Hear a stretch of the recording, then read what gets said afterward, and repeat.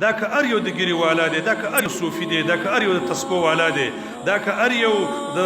علم والا دی دا که ار یو د ډېر نیک عملونو والا دی خو مؤمنانو په دې عمل باندې چې دوه جنګونه فساد کوونه یو بل ته بس زړونو کې کینې حچونه او یو په بل باندې ورتونه والله لازم ډېر ناکار عمل دی چې الله عز وجل ته دا محبوب نه دی یو روایت کوي نبی کریم صلی الله علیه وسلم یو دوه قبرونو باندې تېرېده او ویل دا عذابېږي خو ډېر نه عذابېږي په غټو ګناه باندې خو یا یو چې دی پکانه یمشي بالنمیمه د بره چغلهمري ډېرې کوله کلي به یې ورانول کوڅې به یې ورانولې خلک به یې ورانول مدرسه به یې خرابوله جومات به یې خرابوه علاقه به یې تخریبوله ځوانان به یو بل باندې ورچل ملک به په ملک باندې ورچو مؤمنانو ګوره ډېر ناکار عمل دا دی یو حدیث کې راځي نبي کریم صلی الله علیه وسلم فرمایي ان من شرار عباد الله د رب العالمین دغه بدو بندګان نه یو دا دی چې هغه سړی دی چې المشاؤون بالنمیمه چې ټوله ورځ چغلي ماري کوي یو د یو خبره بل ته کوي بل ته چې د هغه خواله ورشي سبا کنځلې پسې کوي دا بل خوا چې هغه د پسې کنځلې کوي دا به هم د یوه د اخلاص کړی او د مسلمانانو مابین کې بې اتفاقیګانې چولي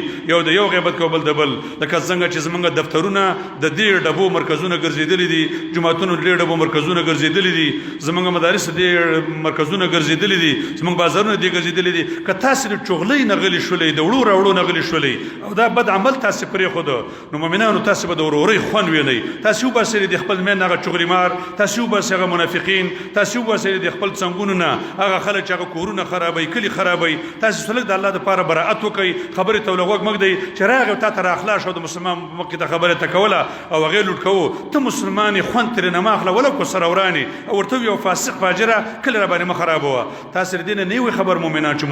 مؤمن سړی پرېږدي د دې څومره زیاته عظیم شانه ګناه ده الله عز وجل ځکه موږ او تاسې ته فرمایي چې کله د یو انسان د شریعت نه سرغړونه وکړي بیا رب العالمین په همدې قهرونو باندې اخته کوي چې په خپل مابین کې به جنګېږي هل عصیتم ان تولیتم ان تفسدوا في الارض وتقطعوا ارحامکم شریعت نه مخونه واړوي بیا فسادونه کوي صلې رحمین به قطع کوي نو ډېر بد عمل د عملونه مؤمنانو چغلي کوونه د الله عز وجل په خاطر باندې عرب نه وډارېږئ د مسلمانانو مابین کې چغلي مه کوئ د حکومت او د خلکو مابین چغلي مه کوئ ډېر علما دي په مابسونو کې پراته دي سرنوشت یې معلوم نه دی د چغلۍ په وجه باندې پراته دي یا عالم چغلي کړې ده یا ملک کړې ده یا پولیس کړې ده یا چواکداره کړې ده یا چارواکي کړې ده یا د کلي بل شا کړې ده ډېر علما دي چې هغه په قبرونو کې پراته دي دا د یو ظالم د چغلۍ په وجه باندې پراته دي ډېرې میندې دي چې په سرونو باندې دسمال نه لري په سرونو باندې روپټه نه لري بېچادري ګرځي رزقونه ته نه میلاویږي ولې د چغلۍ په وجه باندې د هغه نه خاوند جدا شوی دی ډېر داسې خلک دي چې هغه خپل کورنۍ شټ پراته دي په دروازو کې سپینه نوځي راننوځي او د بل چا په څنګونو کې ناستې دا د دې مسلمانانو د چغلۍ په وجه باندې یا یې په حکومت باندې ورارتولی دی یا یې په بل یو باندې ورارتولی دی یا یې په ډاکماران ورارتولي دي ای مؤمنانو د رب العالمین نه ویرېږئ د دې بد عمل نه لاس واخلئ چې رب العالمین در باندې رحم وکړي ګنې د قیامت په ورځ باندې ستا د دې ټولو حسناتو د خرابولو دپاره دا عمل بس دی چې بیا به وې